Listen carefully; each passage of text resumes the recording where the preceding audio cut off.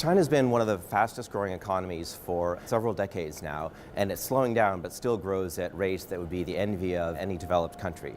So how does it do that? Some people give a lot of credit to the Chinese government and say it's a highly efficient state that sort of works as one sort of smoothly oiled machine. On the other hand, there is a lot of reporting from the West about corruption, about factions, infighting within the Chinese Communist Party. If anything, the Chinese bureaucracy is a drag on China's growth rather than a contributor to it. Which of these two stories is right? How should we think about China? What we are doing in our study is to collect data not about corruption directly, because you only learn about corruption when someone gets arrested, but you don't know, are the other people actually honest, or is it just that they didn't get arrested because maybe they had the right friends, they were on the right side? What we do is we look at the pattern of promotions. In Chinese politics, it's not like in democracies where you get elected to an office and then if you're successful and get more people supporting you, you get elected to higher office. Instead, it's like a large corporation.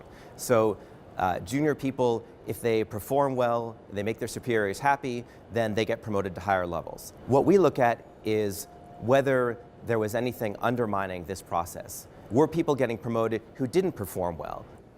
What we find is that, indeed, people who got promoted for what seemed like the wrong reasons or no apparent reason were much more likely to get arrested later on corruption charges. Provinces and parts of the country where this seemed to be very common saw many more arrests in general. So was the crackdown perfectly sincere?